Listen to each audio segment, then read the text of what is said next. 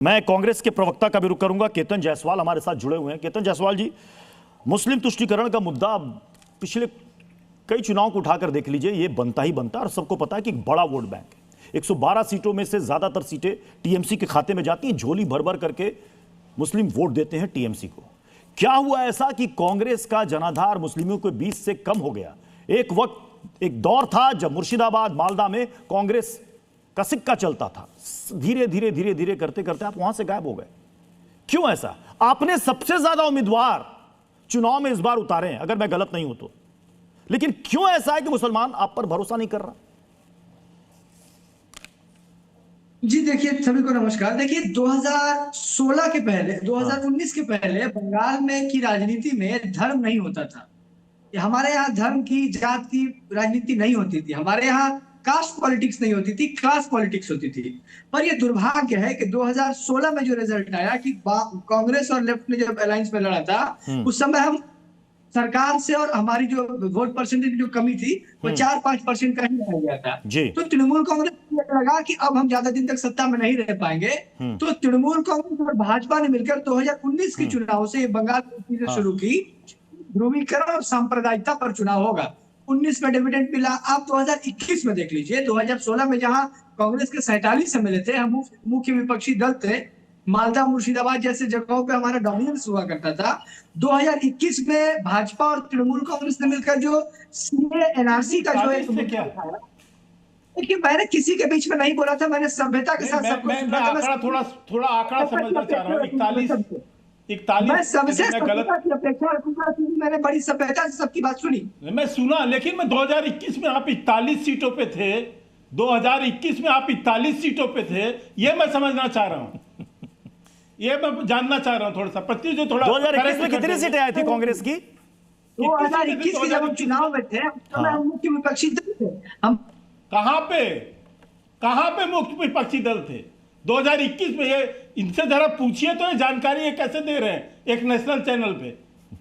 नफीस जी हंस रहे हैं। नफीस जी, ये खाता तो आपका भी नहीं खुला था। केतन जी क्या नफीस जी मुस्कुरा रहे हैं। खाता तो आपका भी नहीं खुला था, सातों की जमानत जब्त हो गई। खाता नहीं खुला था भैया। 41 मुख्य विपक्षी दल बता रहे हैं। सुनिए बीजेपी पर सुनिए, जब आप मुस्लिम तुष्टीकरण की बात करते हैं, ममता बनर्जी ने मुसलमानों के लिए क्या किया? बात तो हिंदू तुष्टीकरण की होनी चाहिए ना। 1,000 करोड़ तो उन्होंने मंदिर बनाए, पुजारियों को पैसा मिलता हर महीना अलग, घर वाले का अलग। मुसलमानों के लिए क्या ममता बनर्जी जी ने? मुस्लिम तुष्टीकरण ये होने लगा। एक एक करके बोले, एक एक करके बोले, एक एक करके बोले। जी, बंगाल हमेशा से बुद्धिजीवियों का देश रहा है, बंगाल राज्य रहा है। बंगाल से हमेशा आप देखिए सांस्कृतिक जगत के लोग रहे हैं, पर इसको जो धार्मिक ध्रुवीकरण की राजनीति जो बंगाल में है, ये तृणमूल कांग्रेस, भाजपा दोनों ही, इसमें कोई 1 इंच कम नहीं है सांप्रदायिक राजनीति में। क्योंकि अब 2021 में दोनों को डिविडेंड मिला है इस सांप्रदायिक राजनीति से। अभी दोबारा फिर अभी मतलब आप ये कहना चाह रहे हैं कि आप ध्रुवीकरण की राजनीति नहीं करते हैं, इसलिए इस बार भी नतीजे की उम्मीद कांग्रेस से कोई ना करे, मतलब यही कहना चाह रहे हैं ना? कुल मिला के हमारे साथ सेफोलॉजिस्ट हैं जुड़े हुए मनोज सिंह जी। कर दूं मैं केतन जी को थोड़ा सा करेक्ट जी। मैं मौका दूंगा के शर्मा जी, लेकिन उससे पहले मैं मनोज सिंह का रुख करूंगा। मनोज जी, आपको मतलब चुनाव में क्या गुना गणित है आप बेहतर जानते हैं, लेकिन एक बात बताइए कि क्या बंगाल में सिर्फ और सिर्फ मुस्लिम वोट से ही टीएमसी अब तक सरकार बनाती आ रही? क्या उन्हें हिंदुओं का वोट नहीं मिलता? क्या सारा हिंदू वोट इंटैक्ट होकर बीजेपी ही ले जाती है? इसका जवाब दीजिएगा जरा। नहीं, देखिए, बंगाल की राजनीति का जब तक आप डिस्कशन करते हैं तो क्या है कि बंगाल और केरला दो कम्युनिस्ट शासन का ये क्षेत्र रहा था, और कम्युनिस्ट जो था, कम्युनिस्ट केरला के पास हिंदू वोटे होते थे, और बंगाल कम्युनिस्ट के पास कहा जाता था कि उनके पास मुस्लिम वोटर थे।